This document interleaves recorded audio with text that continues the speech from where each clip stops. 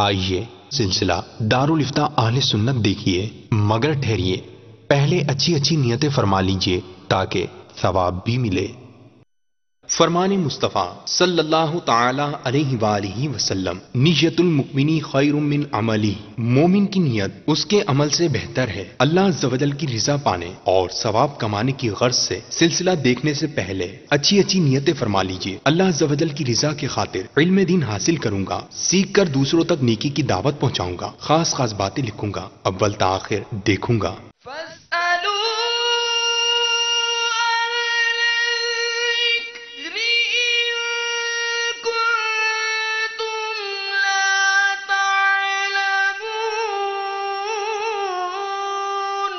تو اے لوگو علم والوں سے پوچھو اگر تمہیں علم نہ ہو۔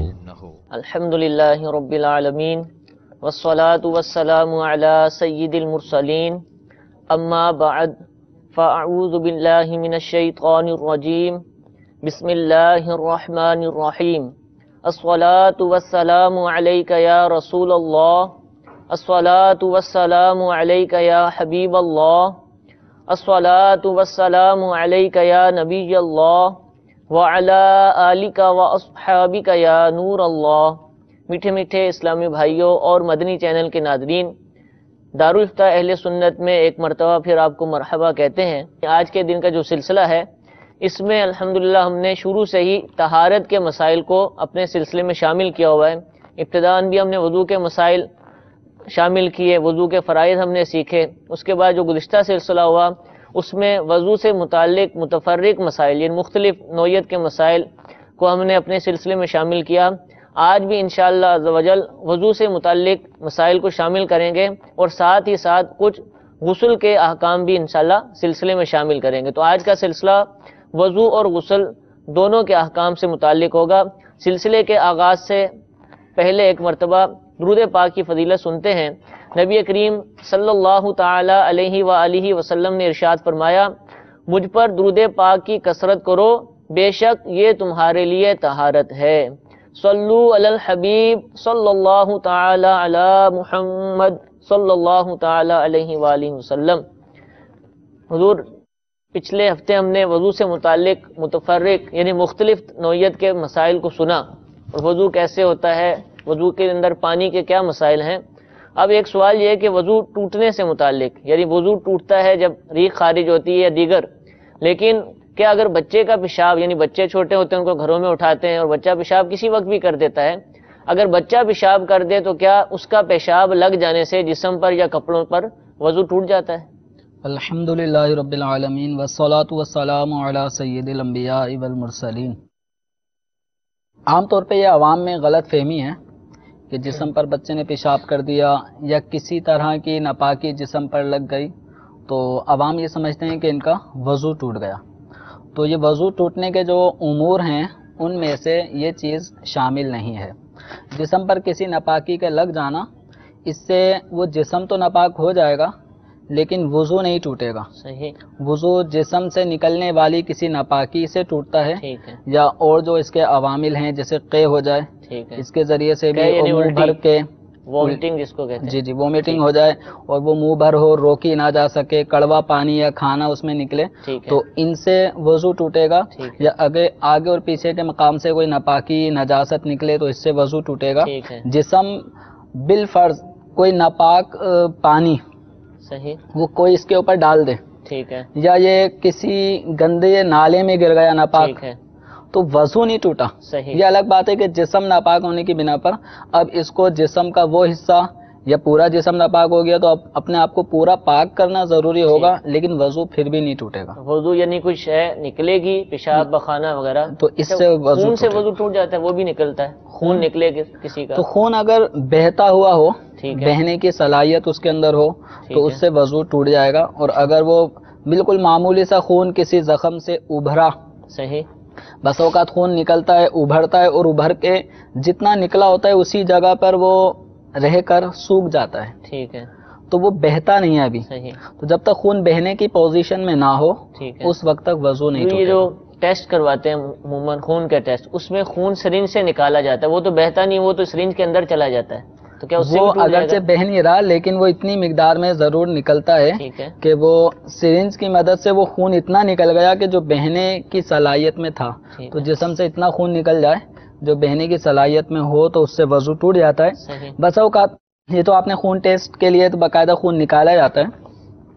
اگر کلینک جائیں اور اس میں کوئی نا تجربے کار جو کمپاؤڈر ہوتا ہے دوا دیتا ہے، بس اوقات میں انجیکشن بھی لگاتے ہیں، ٹھیک ہے، تو اگر کوئی باوضو شخص ایسے نا تجربے کار کمپاؤڈر کے ذریعے سے انجیکشن لگوا رہا ہو صحیح، کہ عموماً یہ ہوتا ہے کہ وہ ڈالتے ہیں اور انجیکشن لگاتے ہیں اور کرتے ہیں. خون بس اوقات اسی انجیکشن میں شامل ہو جی جاتا جی، ہے، وہ باقاعدہ نکالا جاتا ہے تو کہ یہ رگ کبھی میں لگا نکالتے ہے یا ہیں کہاں لگا ہے. کہیں لگا دیتے ہیں. ٹھیک ہے، تو اب اس میں یہ ہے کہ اگر خون اس طرح انجیکشن لگاتے ہوئے خون اگر انجیکشن میں آ گیا ٹھیک ہے، اور وہ اتنی مقدار میں ہے کہ اگر اتنی مقدار میں یہ انجیکشن کے بغیر یہ خون جسم سے ظاہر ہوتا صحیح، اور بہہ جاتا، ٹھیک ہے. تو اتنی مقدار میں اگر خون انجیکشن میں آیا ہے تو وضو ٹوٹ جائے اور گا. عموماً اتنا ہوتا ہی ہے کہ وہ پوری وہ نالی کے ذریعے اوپر آ جاتا ہے تو تو عام بہنے طور پہ والی. وہ انجیکشن میں شامل ہو جاتا ہے تو وضو ٹوٹنے کا حکم دیا جائے گا. حضور آپ کی باتوں سے تو پتہ چلا ہے کہ کوئی چیز نکلے جسم سے تو اس کی بنا پر وضو ٹوٹتا ہے. اگر اندر داخل ہو، جیسے انجیکشن ہی کی بات چل رہی ہے، تو اگر کسی نے انجیکشن لگوایا، دوائی جسم کے اندر چلی گئی، اس سے وضو ٹوٹ جائے گا؟ اس سے وضو نہیں ٹوٹے گا. اگر انجیکشن اس انداز میں لگایا کہ جسم میں رگ میں یا گوشت میں انجیکشن لگا ٹھیک ہے، لیکن خون انجیکشن کے اس سرنج کے اندر نہیں آیا. داخل نہیں ہوا، ٹھیک ہے، بس یہ انجیکشن کا جو بھی لیکوڈ تھا وہ رگ یا گوشت کے اندر داخل ہو گیا ٹھیک ہے، اور کچھ بھی خون وغیرہ باہر نہیں آیا ٹھیک ہے. تو اس صورت میں وضو نہیں ٹوٹے گا. لیکن احتیاطاً وضو کر لیا جائے، کیونکہ یہ جو کمپاؤڈر ہوتے ہیں یہ انجیکشن لگانا ہوتا ہے رگ میں یا گوشت میں، تو یہ چیک کرتے ہیں کھینچ کر خون کے بھی سوئی جو ہے وہ رگ میں گئی ہے گوشت میں، تو اب اگر اس میں رگ میں دیکھ گئی لیں، ہے تو وہ خون نکلے گا. اب اس میں ایک صورت یہ بھی ہو سکتی ہے جیسے عام طور پہ انجیکشن لگانے کے بعد روئی وغیرہ بھی وہ انجیکشن کی جگہ پہ لگا دیتے ہیں اور دبا کے رکھتے ہیں. جی جی، اس سے بھی آئیڈیا ہو سکتا ہے اگر انجیکشن میں سرنج کے اندر خون نہیں آیا لیکن ہے. جو روئی رکھی ہے اس روئی کے رکھنے کے بعد تھوڑا دبانے کے بعد جب ہٹاتے ہیں تو اس روئی کو بھی دیکھا جا سکتا ہے. اگر اس کے اندر خون اتنی مقدار میں ہمیں نظر آ رہا ہے کہ اگر روئی نہ رکھتے ٹھیک ہے، تو وہ قطرہ بن کے بہہ جاتا صحیح، تو وضو ٹوٹ جائے گا. اور اگر اتنا خون نہیں ہے، بالکل معمولی سا ایک بالکل ڈاٹ پڑا ہے تو یہ بہنے کی صلاحیت میں نہیں تھا. ٹھیک. تو میٹھے اسلام بھائیو، آپ نے وضو کے ٹوٹنے سے متعلق آپ نے مسائل سنے. آپ مزید بھی پوچھ سکتے ہیں کہ کن کن چیزوں سے وضو ٹوٹ جاتا ہے. ہم نے ذکر بھی کی ہیں اپنے سلسلوں کے اندر. غسل کے حوالے سے بھی ہم نے عرض کیا تھا کہ غسل کے حوالے سے بھی مسائل شامل کریں گے. تو ابتداءً غسل کے فرائض آپ ارشاد فرمائیں کہ غسل کے فرائض کتنے ہیں؟ غسل کے اندر 3 فرائض ہیں، یعنی جب کسی شخص پر کسی سبب سے غسل فرض ہو جائے، مثلا رات احتلام کے باعث غسل فرض ہو گیا یا میاں بیوی کے ہم بستر ہونے کے باعث غسل فرض ہو گیا، تو ایسی صورت میں اب غسل کرنا فرض ہے. ٹھیک، غسل کرنے کا معنی یہ ہے کہ شریعت مطہرہ کے بتائے ہوئے طریقہ کار کے مطابق اب یہ غسل کرے گا تو یہ اس کی جنابت یا بے غسلہ پن دور ہوگا. ٹھیک ہے. تو اب غسل کے اندر 3 فرائض ہیں. پہلا فرض ہے کلی کرنا. کلی کرنا، جیسے وضو کے اندر بھی وضو کلی کے کی اندر جاتی ہے. کلی کرنا سنت ٹھیک ہے. اور غسل کے اندر کلی کرنا فرض. یہ سنت اور فرض کا بھی بتا دیں کہ جس کو معلوم نہیں اس کو بھی پتہ چل جائے. سنت کا معنی یہ کہ رسول اکرم صلی اللہ تعالی علیہ وآلہ وسلم نے اس کو کیا، اس کا حکم دیا، لیکن اس کا حکم تاکید کے ساتھ، ٹھیک ہے، اتنا کہ اگر یہ نہیں کرے گا تو گناہ گار ہوگا، آخرت میں اس کی پکڑ ہوگی، اس اعتبار سے نہیں دیا. آپ صلی اللہ تعالی علیہ وسلم نے اس کی ترغیب ضرور دلائی ہوتی ہے. صحیح، اور بس اوقات اس کو موقدہ بھی کہتے ہیں. تو ٹھیک. وضو میں کلی کرنا سنت موقدہ ہے. ٹھیک ہے. اس کی تاکید آئی ہے، لیکن اتنی تاکید نہیں کہ اس کے چھوڑنے پر انسان ایک دفعہ چھوڑنے پر ہی گناہ گار ہو. گناہگار ہو. ہاں، اس کی اگر عادت بنا لے سنت موقدہ کے چھوڑنے کی تو یہ گناہ گار ہوتا ہے. صحیح، لیکن فرض وہ چیز ہے کہ جس کو ایک دفعہ بھی انسان چھوڑے گا تو گناہ گار ہوگا. اور فرض ثابت ہونے کے لیے پھر اس کے کہ روایتیں کون سی صحیح. روایات سے فرض ثابت ہوتا ہے، سنت ثابت ہوتی ہے. تو فرض کا حکم سنت کے مقابلے میں بہت زیادہ تاکید والا ہے. اس کا ایک دفعہ بھی چھوڑنا انسان کو گناہ گار بناتا ہے. صحیح ہے. تو وضو کے اندر کلی کرنا تو وضو میں سنت کلی ہے کرنا اور یہ غسل میں فرض ہاں، ہے. وضو میں سنت اور غسل کے اندر ٹھیک ہے. فرض. صحیح. اور دوسرا فرض غسل کا ہے ناک کی نرم ہڈی تک پانی چڑھانا. ٹھیک، تو نرم ہڈی وہ جو ناک کو ہلائیں گھمائیں تو جو ہڈی ہلتی ہے اس کو نرم ہڈی کہتے ٹھیک ہیں. ہے. اور سخت ہڈی اس سے جو اوپر جڑ ہے ناک کی جڑ تک پانی پہنچانا یہ سنت ہے، جبکہ نرم ہڈی تک پانی پہنچانا فرض ہے۔ صحیح اور تیسرا فرض ہے غسل کا پورے جسم پر اس طرح سے پانی بہایا جائے کہ جسم کا کوئی حصہ، بال، کھال، رواں، تو جو اعضاء ظاہر ہیں ٹھیک ہے، ان اعضاء پر پانی کے 2 قطرے بہہ جائیں۔ یہاں پر بھی وہی تعریف وہی پہلے 2 ہم نے قطرے سیکھی بہنا تھی۔ یہاں پہ بھی صادق ضروری ہے۔ البتہ اب وہ جگہیں جو نظر نہیں آتی، مثلا جیسے کان کے اندر کا حصہ، صحیح جو کان کا نارملی ہم ایک دوسرے کو دیکھتے ہیں، کان کا جتنا حصہ ہمیں نظر آتا ہے ٹھیک ہے اتنے حصے پر پانی، اندرونی حصے پر پانی پہنچانا ضروری ہوگا۔ ٹھیک ہے لیکن کان کا جو سوراخ ہے اس کے اندر پانی ڈالنے کی ضرورت نہیں ہے، یہ نقصان پہنچائے گا اور شریعت نے اس کو فرض بھی قرار نہیں دیا۔ تو یہ 3 فرض ہیں غسل کے۔ پہلا فرض کلی کرنا، دوسرا فرض ناک کی نرم ہڈی تک پانی چڑھانا، صحیح۔ اور تیسرا فرض پورے جسم پر پانی بہانا۔ ٹھیک کہ ہے۔ مزید ان کے اندر کچھ احتیاطیں ہیں، ان کو بھی مد نظر رکھنا ضروری ہے۔ مثلا کلی کرنا، صحیح اب اس کلی کرنے کا معنی یہ ہے کہ یہ جو حلق ہوتا ہے، اس حلق کا جہاں اوپری حصہ ختم ہو رہا ہے یہ منہ کا حصہ شروع ہو جاتا یعنی ہے، گلا جس کو کہتے ہیں، گلا جس کو ہم کہتے ٹھیک ہے۔ ہیں۔ تو یہ گلا اوپری سطح پہ جہاں ختم ہو رہا ہے نیچے سے اوپر تک، تو اس کے بعد یہ منہ کا حصہ شروع ہو جاتا ہے، ٹھیک ہے جو زبان کی جڑ جہاں ہے وہاں سے لے کے یہ ہونٹوں کے اندر تک کا یہ سارا حصہ۔ اس کے اندر دانت ہیں، دانتوں کے بسوں کا سوراخ، جھریاں ہوتی ہیں، ان سب کے اندر پانی پہنچنا ضروری ہے۔ چھالیاں کھائی، چھالیا کا دانہ پھنس گیا، پان کھایا، پان کا ذرہ رہ گیا، کوئی بوٹی کھائی اس کا کوئی ریشہ رہ گیا، تو ان سب چیزوں کو حتی الامکان جن چیزوں کا چھڑانا ممکن ہے ان کو نکالنا ضروری ہوگا، ورنہ ان چیزوں کے دانتوں کے گیپ میں پھنسے رہنے کی وجہ سے پانی نہیں پہنچے گا، اور پانی نہ پہنچنے کے باعث غسل کا یہ فرض بھی ادا نہیں ہوگا۔ تو اس کا خیال رکھنا ضروری ہے۔ ناک میں جب پانی چڑھایا جائے تو اس میں اس بات کا خیال رکھنا ضروری ہے کہ بس اوقات نزلہ ہونے کے باعث ناک کی جو رطوبت ہے وہ سوکھ جاتی ہے۔ اب اس کے سوکھنے کے باعث اگر ہم پانی چڑھائیں گے بھی تو وہ اوپر سے تو بہہ جائے گا، ناک کی نرم ہڈی تک بھی پہنچ گیا، لیکن جو کھال کا وہ حصہ جس پر وہ رطوبت خشک ہو کے سخت ہو کے چپکی ہوئی ہے اس کھال پہ پانی نہیں پہنچے گا۔ تو ناک کے اندرونی بال، کھال، ان سب چیزوں کو بھی دھونا ضروری ہے، اور پورے جسم کے اندر، پورے جسم پر جب پانی بہایا جائے گا تو جسم کے کچھ اعضاء ایسے ہیں کہ جن کو ملحوظ رکھنا ضروری ہے۔ مثلا جب تک ہاتھ نہیں اٹھایا جائے گا تو ہاتھ کے اندرونی حصے پہ پانی نہیں پہنچے گا۔ اسی طریقے سے جو صحت مند افراد ہوتے ہیں جن کے پیٹ پہ 2-2 3-3 بلٹیں پڑ جاتی ہیں، تو اگر یہ بیٹھ کے نہائیں گے تو پیٹ آپس میں ملا ہوگا، تو ایک بہت بڑا حصہ جسم کا پانی بہنے سے رک جائے گا، شکن بن جاتی ہے، تو جڑ جاتا بالکل ہے، شکنیں بن جاتی ہیں۔ تو اس صورت میں ان کو تھوڑا سا یا تو کھڑے ہو کے نہائیں تاکہ مکمل پیٹ کا حجم جو بھی ہے وہ کھلے اور پانی اچھی طرح اس پہ بہے۔ اسی طرح بیٹھنے کی جو جگہ ہے اس درمیانی حصے کے اندر پانی پہنچانا بہت ضروری ہے۔ بیٹھ کے نہ رہیں تو جب تک گھٹنے نہیں کھولیں گے صحیح اس وقت تک گھٹنوں کے اندرونی جو حصہ ہے یہ گھٹنا جو ہے اس کے پچھلا حصہ ران اور پنڈلی مل جانے کے باعث اس جگہ پانی نہیں پہنچے گا، تو پاؤں کھول کے اچھی طرح اس پہ پانی بہانا ضروری ہے۔ کمر کا حصہ، صحیح سامنے کا حصہ تو نظر آ گیا، کمر کے حصے پہ پانی پہنچانے کے لیے اس کا بھی خیال رکھیں کہ اچھے انداز میں پانی ہم پہنچائیں، اور اس کے لیے بہتر طریقہ یہ ہے چونکہ اب آگے سردیاں بھی اسٹارٹ ہو چکی ہیں، تو جب جسم پہ پانی ڈالا جائے تو خوب اچھی طریقے سے اس پانی کو اس طرح چپڑ لیں جیسے تیل کی مالش کی جاتی ہے۔ اس طرح کرنے سے یہ ہوگا کہ پانی ڈالتے ہوئے مگے سے، ڈونگے سے یا کسی بھی برتن سے پانی ڈالتے وقت وہ پانی جسم سے لگ کے گرے گا نہیں، بلکہ تری آگے جسم میں ہوگی، تو پورے تر حصے کو پانی مزید بہہ کر دھو دے گا۔ چپڑنا پہلے ہے پھر پانی ڈالنا؟ چپڑنے کا فائدہ ہے کہ اس سے یہ لازمی تو نہیں ہے، یہ لازمی نہیں ہے، لیکن چپڑنے کا یہ فائدہ ضرور ہے کہ جسم صحیح طور پہ دھل جاتا ہے، کم پانی میں بھی غسل ہو جاتا ہے۔ لیکن اگر چپڑنے کا عمل نہیں ہوا تو پھر بے تحاشا پانی بہانے کے بعد بھی ہو سکتا ہے کہ جسم صحیح طور پہ نہ دھلے۔ چپڑنے سے یہ بھی فائدہ ہوگا کہ سردیوں میں بالخصوص وہ درجہ حرارت جو ہے نا اس کا پانی کے ساتھ مل جائے گا، اچانک پانی ڈالنے میں ہو سکتا ہے سردی زیادہ ہو۔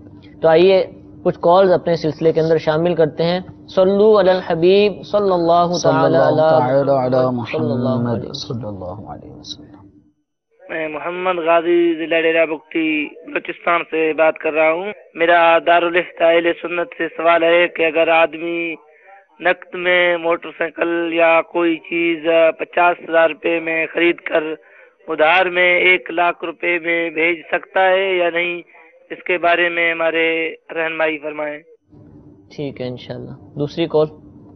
میرا سوال یہ ہے کہ اگر وضو 3 دفعہ منہ کو دھونا ہوتا ہے، اگر بعض دفعہ 3 دفعہ دھو لیتے ہیں تو دل میں وسوسہ رہتا ہے کیا آیا کہ یہ مکمل ہو گیا ہے یا مکمل چہرہ دھل گیا ہے یا نہیں گیا، اس کے بارے میں ہماری رہنمائی فرما دیجیے۔ ٹھیک ہے، ایک اور کال دے دیجیے۔ محراب جو ہے مسجد میں جو بنے ہوئے ہوتے ہیں، یہ مسجد میں شامل ہوتے ہیں یا مسجد سے باہر ہوتے ہیں؟ انشاءاللہ آپ کی کالز کا جواب دیتے ہیں۔ حضور پہلا سوال، کوئی شخص نقد موٹر سائیکل مثال کے طور پہ 50,000 روپے میں خریدتا ہے اور اب اس کو آگے بیچنا ہے، اس کو مالک ہو چکا تھا خریدنے کے بعد، اب اس کو بیچنا ہے، تو کیا وہ ادھار میں 1,00,000 روپے میں بیچ سکتا ہے؟ دیکھیں، کوئی بھی شخص اپنی چیز کا جو مالک ہے وہ اپنی مملوکہ چیز کا جو بھی ریٹ لگائے، خریدار کو اگر وہ ریٹ پسند آتا ہے، سمجھ میں آتا ہے، تو سودا کرنے میں کوئی مذائقہ نہیں ہے۔ یعنی سودا نام ہے باہمی رضامندی کے ساتھ اپنی اپنی چیزوں کے تبادلے کا۔ تو اگر میری چیز 50,000 کی میری قیمت خرید تھی، میں 60,000 میں بیچنا چاہتا ہوں، نقد ہو یا ادھار ہو تو جائز ہے۔ اسی طریقے سے 50,000 والی چیز 1,00,000 روپے کے عوض 1 مہینے 2 مہینے سال بھر کے ادھار پر اگر بیچی جا رہی ہے تو اس میں کوئی مذائقہ نہیں۔ لیکن عام طور پر قسطوں کی صورت میں جو سامان کی خرید و فروخت ہوتی ہے، اس میں غیر شرعی چیزوں کا داخلہ ہو جاتا ہے۔ مثلا کہ اگر وقت پہ قسط ادا نہیں کی تو اسی صورت میں پینلٹی جرمانے کے طور پہ آپ کو اتنے روپے بھرنے پڑیں گے، تو یہ شرط جائز نہیں ہے۔ مالی جرمانہ عائد کرنا ناجائز ہے، تو لہذا اگر کسی نے یہ شرط لگائی ہوگی اب پھر قسطوں پہ سامان خریدا ہے تو اس شرط ناجائز کی وجہ سے یہ قسطوں پر خریدا ہوا سامان خریدنا بھی ناجائز ہوگا۔ ہاں، اگر اس طرح کی کوئی غیر شرعی چیزیں اس قسطوں کے سامان میں داخل نہیں ہیں خریداری کی صورت میں تو کوئی مذائقہ نہیں اس میں۔ ٹھیک ہے۔ دوسرا سوال تھا کہ وضو کے اندر 3 دفعہ دھونا سنت ہے، انہوں نے اس کی وضاحت نہیں کی۔ ایک دفعہ آپ نے فرمایا تھا کہ فرض ہے اور 3 مرتبہ دھونا سنت ہے، کہتے ہیں کہ 3 مرتبہ بھی دھو لیا لیکن اس کے باوجود وسوسے آ رہے ہیں کہ دھلا ہے کہ نہیں دھلا، تو اب کیا کریں؟ کہ مزید دھوئیں گے؟ دیکھیں، وسوسوں میں نہ پڑیں، اپنا قوی گمان یہ پیدا کرنے کی کوشش کریں، ورنہ وسوسوں کی دنیا بہت وسیع ہے، اس سے نکلنا انسان کے لیے بہت مشکل ہو جاتا ہے۔ ایک دارالفتہ اہل سنت میں ایک اسلامی بھائی آئے تھے، کھارا درمی رہتے ہیں، وہ کہہ رہے میں 3 گھنٹے تک غسل کرتا تھا، گھر کی ٹنکی تک خالی ہو جاتی تھی۔ اب گھر والے پریشان کہ میں گیا اور 3 گھنٹے اب غسل خانے کی اندر رہ گیا، اب نکل یہ نہ خشک نہ رہ گیا ہو وہ خشک نہ رہ گیا ہو، تو ان وسوسوں میں نہ پڑیں۔ پھر وہ بتا رہے تھے کہ اب یہ ہے کہ کسی نے مجھے سمجھایا تو اب میں آدھے گھنٹے میں نہاتا ہوں، ابھی بھی آدھا گھنٹہ لگتا ہے، یعنی وہ 2.5 گھنٹے مائنس ہو گئے، اب آدھے گھنٹے کا وسوسہ اب بھی ہے۔ تو ان کو پھر مزید انفرادی کوشش کی، سمجھایا بجھایا، اب اس کے بعد دوبارہ ان سے رابطہ تو خیر نہیں ہوا، لیکن وہ آدھے گھنٹے کو بھی ہم نے کم کرنے کی اپیل کی کہ خدا را اس کو بھی کم کریں، آدھا گھنٹہ بھی بہت ہے نہانے کے لیے۔ ٹھیک ہے، 5 منٹ میں ایک انسان صحیح طور پر غسل کر کے باہر بھی آ سکتا ہے۔ ٹھیک ہے، تھوڑی پھرتی بھی جسم میں لانا ضروری ہو، احتیاط کے ساتھ غسل کریں تو یہ بہت جلد یہ کام ہو جاتا ہے۔ لیکن وسوسوں میں اگر پڑ گئے تو پھر یہ ٹائم الگ ضائع، پانی الگ ضائع ہوگا۔ تو اب ان کا یہ کہنا ہے کہ 3 مرتبہ آیا سنت دھونے کی ادا ہوئی یا نہ ہوئی، تو وسوسوں میں نہ پڑیں۔ آپ اس بات کو خیال میں رکھیں کہ آپ نے پانی بہایا، ہاتھ بھی پھیر رہے ہیں، مسلسل نل سے نکلنے والا پانی آپ کے ہاتھ پر بہہ رہا ہے، ہاتھ مسلا جا رہا ہے، اب کتنی دیر تک آپ پانی بہاتے رہیں گے کہ آپ کو یقین ہو کہ 3 قطرے بہے؟ ٹھیک، تو اس میں ظن غالب کرنا ہوگا اور وسوسے سے نکل کر اپنے دل کو مطمئن کرنا ہوگا کہ یہ اتنا پانی میں بہا چکا ہوں کہ یہ تو حضور وسوسہ آ رہا تھا نا کہ میرے اعضاء دھلے کہ نہیں دھلے، اگر ویسے ہی کوئی ٹھنڈک حاصل کرنے کے لیے وہ آدھا گھنٹہ نہاتا رہے، پانی ڈالتا رہے، تو اسراف ہوگا یا یہ جائز ہے؟ اسراف کے زمرے میں آ سکتا ہے، چونکہ آدھے گھنٹے تک نہانا بھی صحیح ٹھیک ٹھاک پانی کو بہانا ہوگا، اور شاور سے اگر نہائے گا تو پھر تو آئیڈیا ہی نہیں ہوتا کہ کتنا پانی ضائع ہو چکا ہے۔ تو یہ اگر اس کو ٹھنڈ حاصل کرنی ہے تو ٹھنڈک حاصل کرنے کے اور بھی دیگر ذرائع ہیں، ٹھیک ہے، تو صرف پانی ہی ٹھنڈ حاصل کرنے کے لیے استعمال نہ کریں۔ اچھا یہ نہر کے اندر نہاتا ہے اس میں بھی یہ ہوگا؟ اسراف تو نہر میں بھی ہوگا. ٹھیک. بس یہ کہ جتنی ہمیں حاجت ہے، جتنی ہمیں ضرورت ہے، اتنا پانی استعمال کرنا یہ اسراف میں داخل نہیں ہے.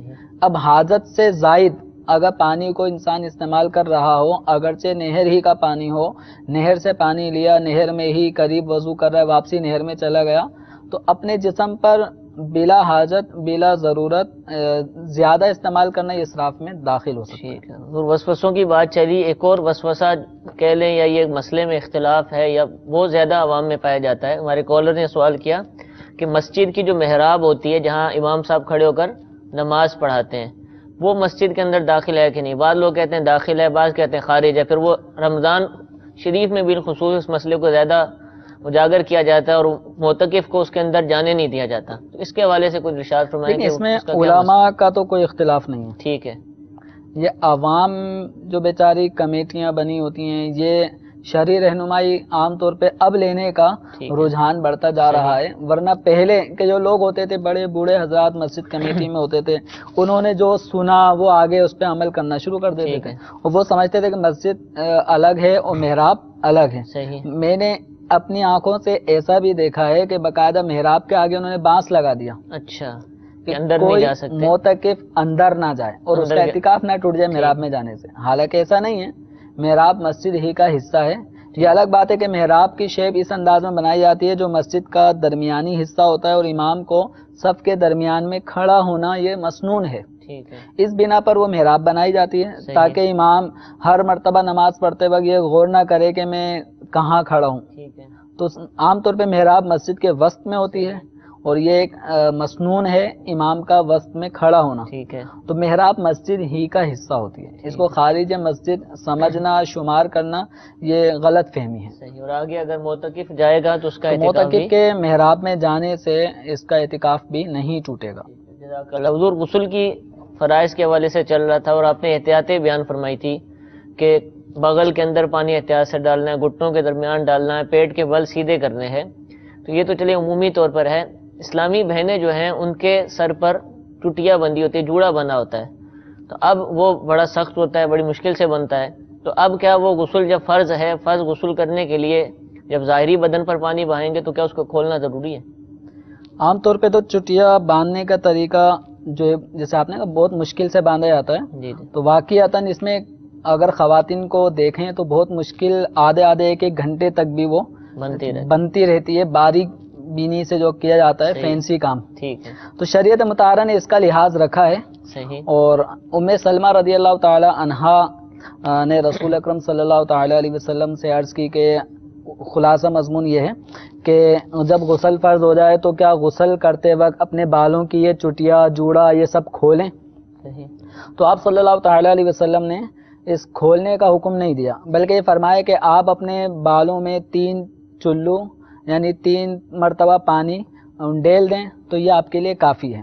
مراد یہ ہے کہ چٹیا کے بال اگر بہت سخت گندے ہوئے ہوں، بس اوقات بہت ٹائٹ کر کے بال بندھے ہوئے ہوتے ہیں اور ان بالوں کو اگر ہم ہٹائیں تو وہ ہٹتے نہیں ہیں، کھلتے نہیں ہیں. اگر اتنے سخت گندے ہوئے ہیں، اب ایسی صورت میں عورت شاور سے بھی نہا رہی ہو تو وہ بالوں کی جو جڑ ہے یا سر کی کھال ہے اس تک پانی اگر نہیں پہنچ رہا تو اپنی چٹیا کو تھوڑا لوز کرنا ہوگا.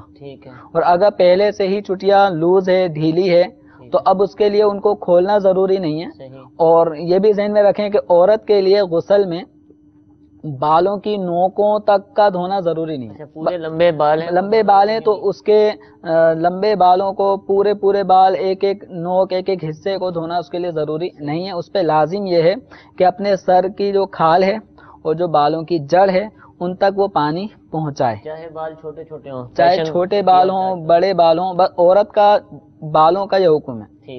لیکن مرد حضرات، بعض مرد حضرات جو عورتوں کی نقالی کرتے ہیں اور عورتوں کی نقالی میں جو مرد حضرات بالوں کو بڑھاتے ہیں یہاں تک کہ کندھے سے نیچے چلے جائیں، تو کندھوں تک زلفیں رکھنا یہ رسول اکرم صلی اللہ تعالی علیہ وسلم کی سنت سے ثابت ہے. لیکن کندھوں سے نیچے بال رکھنا یہ عورتوں کا طریقہ ہے. اور جو مرد عورتوں کی نقالی کرتے ہوئے لمبے بال بڑھا لیتے ہیں ان کے لیے یہ رعایت نہیں ہے. وہ بھی چھٹیاں بناتے ہیں آج کل فیشن، چھٹیاں بناتے ہیں، جو کچھ بھی جوڑے باندھ لیتے ہیں. صحیح. تو ایسے عورت نما مردوں کے لیے یہ رعایت نہیں ہے. ان پر اگر غسل فرض ہو گیا تو ان کو لازم ہے کہ اپنے بالوں کی جڑ سے لے کے نوک تک سارے بالوں کو دھوئیں گے.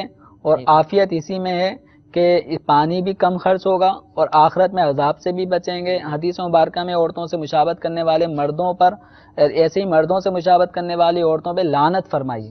تو اپنے آپ کو لعنت سے بھی بچائیں، جو حدیث میں وعید ارشاد فرمائی ہے اس سے بھی بچیں، اور اپنے پانی کو ضائع کرنے سے بھی بچیں، اور اپنے بالوں کو زلفوں کے مطابق ٹھیک ہے کٹوالیں سنت کی نیت سے. کبھی کچھ ارشاد فرما دیں کہ زلفیں کیسی ہونی چاہیے، کہاں تک ہونی چاہیے؟ رسول اکرم صلی اللہ تعالی علیہ وآلہ وسلم سے جو اپنے سر مبارک کے بال بڑھانے کا جو عمل ہے وہ 3 طرح سے ثابت ہے. ایک یہ کہ آدھے کان تک آپ صلی اللہ تعالی علیہ وسلم پورے سر کے بال یہ پیچھے جاتے تھے، بیچ میں مانگ ہوتی تھی اور یہ بال دونوں طرف یوں آ کر، تو آدھے کان تک اس کی کٹنگ ہو پورے، یا کان کی لو تک. یہ زلفیں آپ صلی اللہ تعالی علیہ وسلم نے رکھی ہیں، اور زیادہ سے زیادہ زلفیں اتنی دراز ہوئیں کہ آپ صلی اللہ تعالی علیہ وسلم کے کندھوں کو چھونے لگیں. تو یہ 3 طریقے بالوں کے بڑھانے کے، زلفیں رکھنے کے سنت سے ثابت ہے. اس کے علاوہ اب جو لمبے بال کر لیتے ہیں، بس اوقات یہ فیشنیبل تو جو لڑکے ہیں وہ تو کرتے ہی کرتے ہیں. ہمارا ایک طبقہ جو عملیات سے تعلق رکھتا ہے، مسلمان ہیں لیکن انہوں نے نہ جانے یہ اس کو سنت سمجھا ہے، یا ان کی اپنی من پسند ایک طبیعت ہے، وہ اس کو سمجھتے ہیں کہ وہ عورتوں کی طرح لمبے لمبے بال بڑھا لیتے ہیں، بڑے چٹیاں باندھتے ہیں، لمبے لمبے بال ان کے ہوتے ہیں. تو یاد رکھیں یہ طریقہ چاہے کوئی صوفی صاحب کریں، ٹھیک ہے، چاہے کوئی عامل صاحب کریں، ٹھیک ہے، یا کوئی بھی عالم کرے، ٹھیک ہے، اگر کندھوں سے نیچے مرد کے بال جائیں گے تو یہ ناجائز کام ہے. ٹھیک کسی کے لیے بھی یہ طریقہ جائز نہیں ہے. ٹھیک ہے. یعنی ان کو بال کٹوانا یہ زیادہ ضروری ہے، پھر غسل کریں تو بال دھونا بھی ضروری ہے. مردوں کے لیے بالوں میں یہ رعایت نہیں ہے کہ جڑ دھولی، کھال دھولی سر کی تو کفایت کرے گا.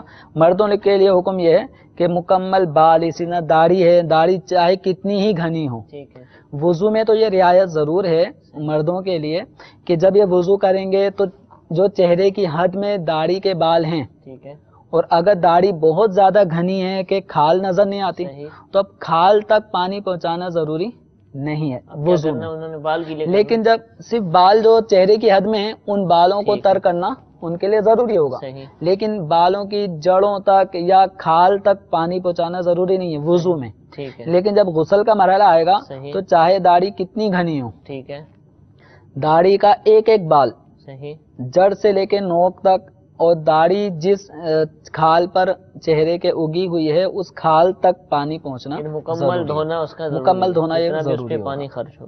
تو کچھ کالز بھی شامل کرتے ہیں. صلو علی الحبیب صلی اللہ تعالی علی محمد صلی اللہ علیہ وسلم. جی میرا نام محمد رافض اطاری ہے جی، میں دنگا شہر سے بات کر رہا ہوں. تو میرا سوال یہ ہے کہ ہمارے ہاں پہاڑوں میں نا بہت بڑے چھپر ہوتے ہیں، اس میں جانور بھی پانی پیتے ہیں اور باہر کے جانور بھی. اس میں وضو کرنے کا کیا مسئلہ ہے؟ وضو ہو جائے گا یا نہیں ہوگا؟ ٹھیک ہے. دوسری کال دیجیے گا. جب آدمی نماز پڑھتا ہے نا تو وہ سلوار کو فولڈ کر لیتا ہے اوپر سے، نماز وہ بتائیے ہو جاتی ہے؟ ٹھیک ہے. اور کال دے دیں. اگر بندہ کو کریم وغیرہ لگا کر نماز پڑھے تو کیا نماز ہو جائے گی؟ کریم لگا کر نماز کا حکم.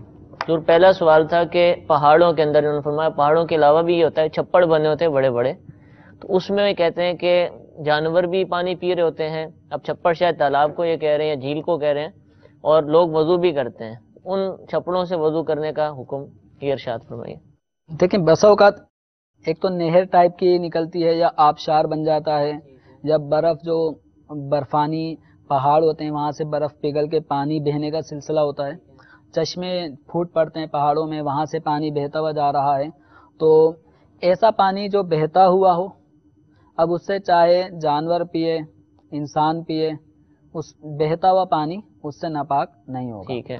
اچھا بس اوقات جیسے یہ چھپڑ کا لفظ فرمایا یا تالاب، تو اگر بہت بڑا تالاب ہے جو دہ دردے کی مقدار سے زیادہ ہے، تو ایسا پانی اگر جانور نے منہ ڈال دیا، جانور اس میں ڈبکیاں مار رہا ہے، نہا رہا ہے، تو اس کے باوجود بھی وہ دہ دردے کی مقدار سے زیادہ بڑا تالاب یا دہ دردے کے برابر جو تالاب ہے، وہ جانور ناپاک جانور بھی چلا گیا یا جانور نے گندگی بھی کر دی، تو وہ پانی ناپاک نہیں ہوگا. ٹھیک ہے. تو عام طور پہ چونکہ یہ سوال ان کا اس ظاہر یہ ہے کہ برف پگھلتی ہے اور وہ پانی بہتا ہوا جا رہا ہوتا ہے، تو بہتا ہوا پانی سے وضو بھی کر سکتے ہیں، غسل بھی کر سکتے ہیں، جانوروں کے پینے سے وہ ناپاک نہیں ہوگا. اس طرح یہ فرما رہے ہیں کہ چھپڑ سے لوگ وضو بھی کرتے ہیں تو وہ بظاہر صاف پانی لگ رہا ہے، ورنہ کئی زبانوں کے اندر چھپڑ وہ گندا جو پانی کا مجموعہ ہوتا ہے وہ گرین ہو چکا ہوتا ہے، سبز ہو چکا ہوتا ہے، اس میں کائی یا اس طرح کی جو جڑی بوٹیاں بھی اگاتی ہیں، یہاں تک کہ پانی بھی خراب ہوتا ہے، بدبو آتی ہے.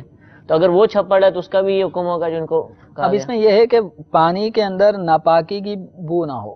ٹھیک ہے. پانی کے لیے ضروری ہے کہ اس میں بو بھی نہ ہو، ناپاکی نجس چیز کی. تو اب چونکہ اس وقت ہمارے سامنے وہ ہے نہیں، اس لیے فرضی طور پہ اس کا حکم بیان کرنا دشوار ہے. تو اب یہ ہے کہ اگر پانی پڑے کیچڑ کی وجہ سے صحیح اس میں بدبو آ گئی تو اس سے پانی ناپاک نہیں ہوتا.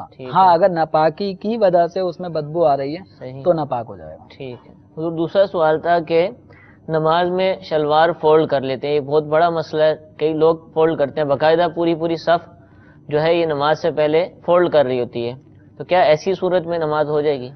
دیکھیں جیسے یہ آستین ہے، آستین کو فولڈ کرنا، صحیح. تو یہ آستین کو فولڈ کرنا اگر آدھی کلائی سے زیادہ ہو، ٹھیک ہے. جیسے آدھی کلائی سے اس وقت میری آستین کا فولڈ زیادہ ہے، کلائی یعنی کوہنی اور ہاتھوں کے درمیان کی جو بات کلائی کے تو اگر نصف کلائی سے زیادہ حصہ اگر کپڑا فولڈ ہو تو نماز میں کراہت تحریمی پیدا ہوتی ہے. کراہت تحریمی، مکروہ تحریمی ہوگی، وہ نماز دوبارہ دہرانی ہوگی. اور اگر تھوڑا سا فولڈ ہوا، ٹھیک ہے، ہلکا سا معمولی سا، عام طور پہ کاٹن کے سوٹ پہننے والے جو لوگ ہوتے ہیں وہ ایک بل ہلکا سا دے، جیسے وضو کر آئے تھوڑا سا اس سے وضو کر کے آنے کی صورت میں، جلدی جماعت میں شامل ہونے کی صورت میں بھی ایسا ہو جاتا ہے. تو نصف کلائی سے کم حصہ اگر یوں کپڑا فولڈ ہوا تو اس میں کراہت نہیں ہے. اچھا، کپڑا جو پینٹ کا یا شلوار کا، چاہے نیفے کی جانب سے شلوار کو فولڈ کیا جائے یا پینٹ کو پائچوں کی جانب سے فولڈ کیا جائے، تو یہ طریقہ نماز کے اندر کراہت تحریمی پیدا کرتا ہے. ایسی نماز کو دوبارہ دہرانا ضروری ہوگا. یعنی اب وہ دورانی ہے اس کو پورا پڑھنا. اب یہ مطلب ٹخنے ظاہر رکھنا یہ سنت ہے. صحیح. پاؤں کے ٹخنے ظاہر کرنا مردوں کے لیے سنت ہے، عورتوں کو چھپانا ہے. اچھا، عورتیں چھپائیں. ٹھیک ہے. اور غیر محرموں کے سامنے ظاہر بھی نہ کریں. تو معاملہ اس کا برعکس ہوتا جا رہا ہے. اب عورتوں کے جو پائچے ہیں وہ اونچے ہوتے جا رہے ہیں، مردوں کے پائچے نیچے ہوتے جا رہے ہیں. ٹھیک ہے. تو ایک تو یہ الٹا حساب چل رہا ہے. اچھا، اب یہ ہے کہ ذہن یہ ہوتا ہے کہ ٹخنے ظاہر رکھنا سنت ہے.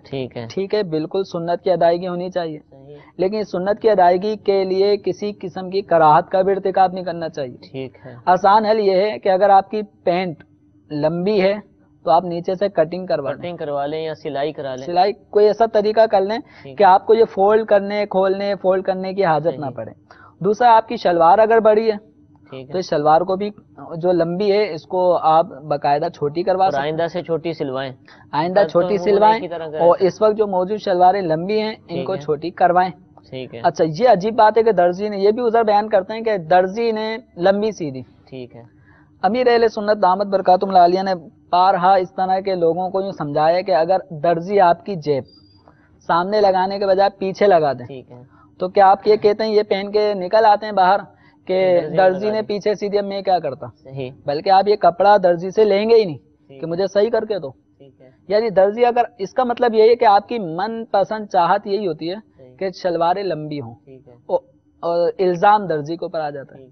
درزی کو اگر آپ کہیں گے کہ ٹخنے تک رکھنی ہے شلوار اتنی رکھنی ہے، اس کا تو ایک طرح سے فائدہ ہوا، کپڑا بچے گا، اور آپ اس سے اس کا وہ کپڑا بھی گویا لگوا لیتے ہیں. تو درزی کو اس سے کوئی غرض نہیں ہے کہ آپ شلوار کتنی رکھواتے ہیں کتنی نہیں. تو اس لیے اس پہ الزام لگانے کے بجائے ہم خود سوچیں کہ ہم سنت سے کیوں محروم رہیں. تو اپنے ٹخنے ہر وقت ظاہر رکھے مرد، تاکہ نماز کے علاوہ بھی یہ سنت ہے. صحیح. نماز کے علاوہ بھی یہ سنت ہے اپنے ٹخنوں کو ظاہر رکھنا. اور تکبر کے ساتھ اگر ٹخنے چھپا کر یہ چلے گا پھرے گا تو اس پہ سخت وعیدیں احادیث مبارکہ میں بیان فرمائی گئی۔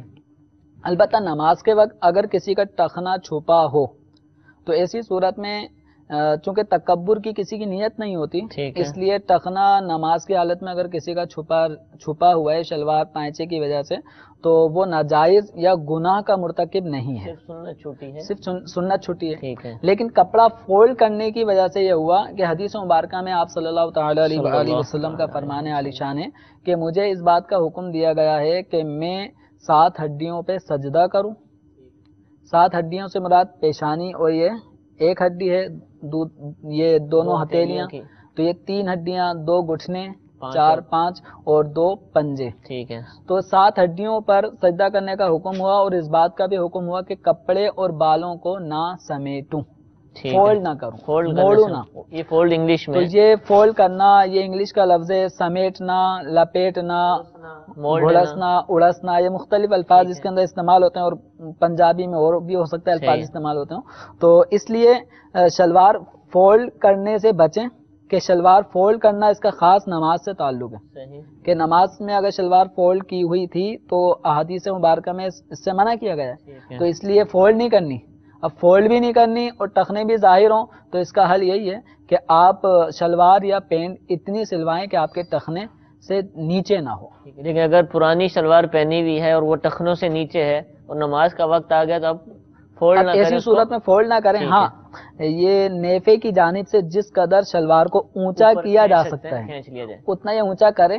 اب بھی اگر ٹخنا چھپا رہ گیا تو ایسی صورت میں نماز میں کراہت تو ہوگی، لیکن یہ کراہت تنزیہی ہے، اور فولڈ کرنے کی وجہ سے جو کراہت پیدا ہوگی یہ کراہت تحریمی ہے۔ کراہت تحریمی یہ مکروہ تحریمی ہوگی نماز، یہ زیادہ ناپسندیدہ طریقہ ہے، اور ٹخنے چھپے رہ گئے تو یہ بھی ناپسندیدہ طریقہ ہے، لیکن یہ مکروہ تنزیہی ہے، اس کا درجہ مکروہ تحریمی سے کم ہے۔ یعنی مکروہ تنزیہی بھلے کر لیں کہ اس سے بھی بچنا ضروری ہے، اس سے بھی بچنا ہے، ٹھیک ہے۔ اب ایسے میں تو ہم یہی کہہ رہے ہیں درزی کے پاس لے جائے، شلوار چھوٹی کروا لیں، ٹھیک ہے حضور۔ تیسرا سوال تھا کریم لگا کر نماز۔ پچھلے ہفتے ہم نے کہا تھا کہ کریم لگی ہو وضو کیا جا سکتا ہے، جو بھی مسائل بیان کیے تھے۔ اب کریم لگا لی، وضو کر لیا، اس کے بعد بھلے کریم لگائی تو نماز پڑھ سکتے ہیں؟ کریم میں عام طور پہ جب تک ناپاک شے ملنے کا یقین نہ ہو اس وقت تک ہم اس کو پاک ہی کہیں گے، پاک ہی سمجھیں گے۔ اور جس طرح تیل لگا کر سر میں، چہرے پہ، داڑھی پہ نماز پڑھ سکتے ہیں، تو اسی طرح کریم لگا کر بھی نماز پڑھی جا سکتی ہے۔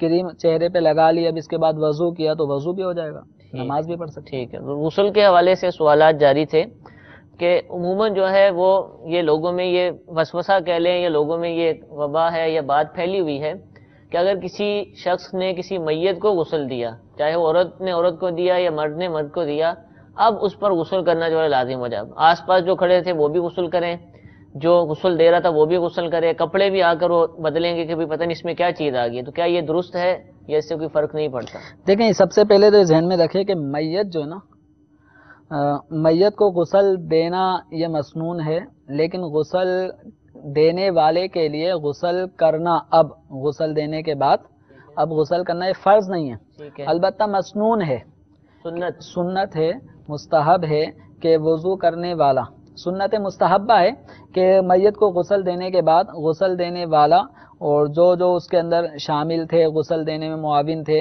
تو وہ بہتر ہے کہ غسل کر لیں۔ عموماً یہ ہوتا ہے کہ چونکہ میت اگر زخمی ہے تو اس کے جسم سے خون بہہ رہا ہوتا ہے، اس کی چھینٹیں اڑ کے کپڑوں پر یا جسم پر لگ جاتی ہیں، یا ویسے بھی میت کے جسم نہلاتے وقت اس کے جسم سے اگلے پچھلے مقام سے نجاست کا خروج ہو جاتا ہے، جس کی چھینٹیں اڑ کر غسل کرنے والوں پر پڑ سکتی ہیں۔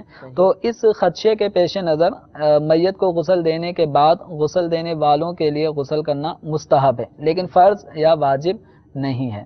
اسی طرح بعض لوگ میت کو دفنانے کے بعد گھر جب آتے ہیں تو یہ بھی مشہور ہے کہ جب تک تم نے چہرہ نہیں دھونا، ہاتھ نہیں دھونا، اس وقت تک تم کچھ چیز کھاؤ نہیں، پی نہیں۔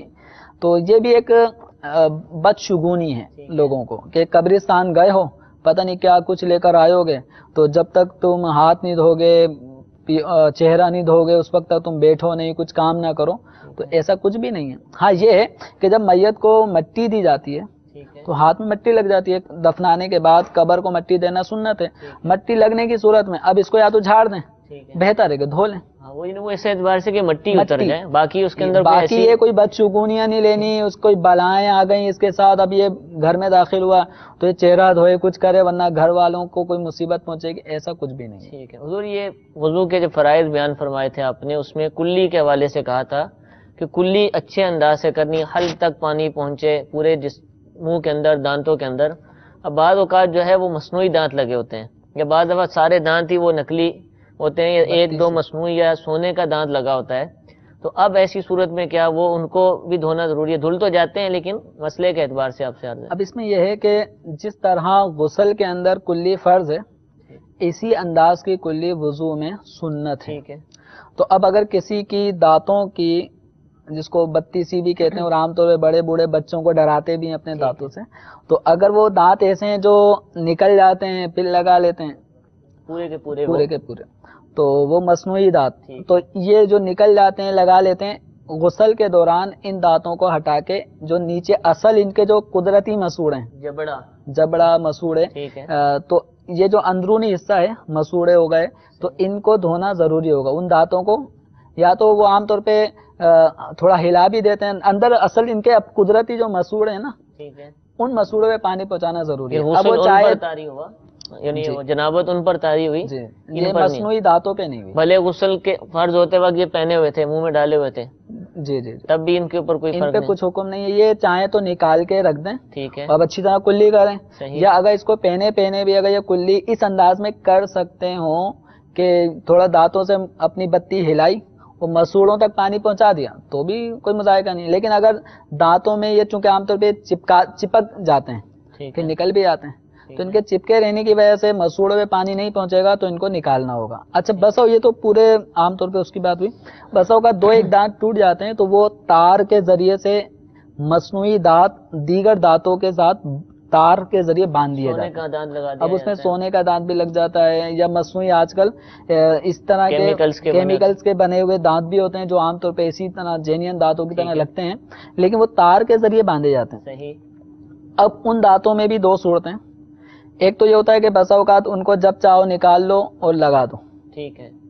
اگر ایسا معاملہ ہے تو غسل فرض ہو گیا تو ان دانتوں کو نکال کے اس کا جو مسوڑے والا حصہ ہے اس پہ پانی پہنچانا ضروری ہوگا.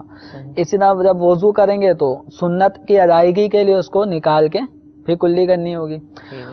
اچھا، وہ بسوں کا ایسا ہوتا ہے کہ مصنوعی دانت وہ تار سے اس انداز میں باندھے گئے ہوتے ہیں کہ ان کو نکالنا ممکن نہیں ہوتا. صحیح، چلے نکال لیا، لگانا ممکن نہیں ہوتا پھر. ٹھیک ہے. تو اب ایسی صورت میں جن دانتوں کو نکالنا دشوار ہے اور اس کے نکالنے کے باعث دوسرے دانتوں کا ہلنا یہ بھی ایک تکلیف دہ باعث سبب بن جاتا ہے، تو ایسی صورت میں اب دانتوں کو نہ نکالیں، بھائی اسی کے اوپر کلی کر لیں. اب جو تار دوسرے دانتوں کے اوپر گھوما ہوا ہے، ٹھیک ہے، جس تار کی وجہ سے تار کے نچلے والے حصے میں پانی نہیں پہنچے گا، ٹھیک ہے، تو وہ بھی معافی ہو جائے گی اس صورت میں جبکہ اس کا نکالنا ممکن نہ ہو. اچھا، بس اوقات ایسا ہوتا ہے کہ دانتوں میں خلا سوراخ ہو جاتا ہے، کیڑا لگنے کے باعث وہ کیڑے کو نکالنے کے بعد اس میں فلنگ کر دیتے ہیں، ٹھیک ہے، پاؤڈر بھر دیتے ہیں، اب وہ بالکل دانت کا حصہ بن جاتا ہے، ٹھیک ہے، جم جاتا ہے، اس کے ساتھ جم جاتا ہے، دانت کا حصہ بن جاتا ہے. تو اب اس کو کوریدنے کی حاجت نہیں ہے، ٹھیک ہے، اس فیلنگ کو ایسے ہی رہنے دیں، اس کے اوپر سے پانی بہہ گیا تو اس سے بھی غسل میں کلی کا یہ فرض ادا ہو جائے گا. ٹھیک ہے. حضور، سلسلے کا وقت بالکل اختتام کی طرف ہے. آخری سوال ہم سلسلے میں شامل کرتے ہیں. پچھلے ہفتے بھی ہم نے پانی کے مستعمل یعنی استعمال شدہ ہونے کے حوالے سے کہ بھی اب اس سے وضو اور غسل نہیں ہو سکتا تھا، لیکن اس میں ہم نے یہ کہا تھا کہ وہ اپنا ہاتھ ڈال دے یا بے غسلہ آدمی اس میں اپنا ہاتھ ڈال دے تو وہ مستعمل ہو جاتا ہے. جی، اگر کوئی چھوٹا بچہ جو ہے، نابالغ بچہ، وہ پانی کے اندر اپنے ہاتھ ڈال دے، یہ تو اکثر ہو جاتا. جی، اور یہ ہوتا بھی ہے. گھروں میں بچے واش روم میں چلے جاتے ہیں، باتھ روم میں چلے جاتے ہیں، بالٹیاں بھری ہوتی ہیں، ہاتھ ڈال لیتے ہیں، کھیلتے ہیں اس پانی سے بچے. تو اب اس میں یہ ہے کہ اگر اس بچے کے ہاتھ کا ناپاک ہونا یقینی طور پہ معلوم ہو، جیسے بچے نے پیشاب کیا اور ہاتھ پاؤں پیشاب میں بھر لیے، اب یہی ہاتھ ابھی تک دھویا نہیں ہے ماں نے، اور یہ بچے نے ہاتھ بالٹی میں ڈال دیا، اب مستعمل تو کیا وہ ناپاک ہو جائے گا، اب تو وہ کسی قابل نہ رہا. اچھا، اگر ماں نے اچھی طرح بچے کو ہاتھ پاؤں دھلا دیے تھے اور اس کا پیشاب میں ہاتھ بھرنا بھی یقینی طور پہ معلوم نہیں ہے۔ اب ایسے بچے نے کسی طرح گھومتے پھرتے بالٹی میں اپنا ہاتھ ڈال دیا تو اس بچے کے ہاتھ ڈالنے کی وجہ سے پانی مستعمل نہیں ہوگا۔ صحیح۔ وجہ یہ ہے کہ مستعمل ہونے کا جو سبب بنا تھا وہ یہ تھا کہ ایک انسان جب اپنا بغیر دھلا ہاتھ کسی بالٹی میں ڈال دیتا ہے تو جتنے حصے پہ پانی لگا تھا ہاتھ جانے کے بعد جب اسے نکالا، ٹھیک ہے، پانی میں ہاتھ گیا اور جانے کے بعد جب اس نے ہاتھ نکالا تو یہ پانی نے اتنے حصے کو دھو دیا، ٹھیک ہے، تو جتنے حصے کو دھویا اتنے حصے سے حدث یعنی بے وضوئی دور ہو گئی۔ اب وہ پانی ہو گیا استعمال شدہ، ٹھیک ہے، اس لیے اب اس کو وضو یا غسل میں استعمال نہیں کر سکتے۔ اب چونکہ نابالغ جو بچہ ہوتا ہے اس کو شریعت مطہرہ نے اس بات کا حکم ہی نہیں دیا کہ یہ غسل فرض اس پہ لازم ہو یا اس کے لیے وضو کرنا لازم ہو، اس کو حدث دور کرنا ہو، تو نابالغ بچوں کا وضو جو ہے نا وہ ٹوٹتا ہی نہیں ہے۔ ظاہری نجاستیں ان سے دور اب کی ان جاتی سے ہیں۔ جو نکلنے والی ظاہری نجاست ہے ان کے تو اثرات ہوں گے، لیکن بچہ بے غسلہ نہیں ہوگا، اس طرح بے وضو نہیں کہلائے گا۔ جب بالغ ہوگا اب اس کے اوپر احکام یہ سارے آئیں گے۔ حضور مختصراً ایک کال بھی آئی تھی، کال کے اندر یہ سوال شامل ہے، ہم سنا نہیں پا رہے، اس میں انہوں نے کہا کہ بھئی جس آدمی نے خود غسل کرنا ہے، ابھی اسی پانی سے اس نے غسل کرنا ہے، وہ اگر ہاتھ ڈال لے تو کیا مذائقہ، بعد میں تو اسی نے استعمال کرنا ہے۔ میں نے اس کی شروع میں وضاحت کی نا، جتنا حصہ پانی میں چلا گیا اتنے پانی سے بے وضوئی یا بے غسلہ پن نکل گیا تو وہ پانی استعمال میں آ چکا ہے، تو اس کو دوبارہ قابل استعمال بنا لیا جائے۔ آپ نل کھول دیں بالٹی میں، وہ پانی کو بہنے دیں، جب یہ بہنے والا بن جائے گا تو مائع جاری کے حکم میں ہونے کی بنا پر اب اس کا مستعمل ہونا ختم ہو گیا، اب یہ دوبارہ سے صاف ستھرا پانی ہو گیا۔ ٹھیک ہے، جزاک اللہ۔ مدنی چینل کے ناظرین، آپ نے اس سلسلے میں وضو اور غسل سے متعلق متفرق مسائل کو سنا۔ وضو، غسل اور نماز کے دیگر احکام اس کے علاوہ بھی سیکھنے کے لیے امیر اہل سنت دامت برکاتہم العالیہ کی تصنیف نماز کے احکام، اس کا مطالعہ ضرور فرمائیے۔ مختلف زبانوں میں مکتبۃ المدینہ پر موجود ہے۔ دعوت اسلامی کے ویب سائٹ www.dawatislami.net پر بھی یہ کتاب مختلف زبانوں کے اندر موجود ہے، اس کو ڈاؤن لوڈ کیجئے اور اس کا مطالعہ کیجئے۔ انشاءاللہ عز و جل علم دین کا بے شمار خزانہ ہمارے ہاتھ آئے گا۔ اللہ تعالیٰ عز و جل سے دعا ہے کہ جو کچھ سنا اس پر عمل کرنے کی توفیق عطا فرمائے، آمین بجاہ النبی الامین صلی اللہ تعالی علی محمد، صلو علی الحبیب صلی اللہ تعالی علی محمد صلی اللہ علیہ وسلم۔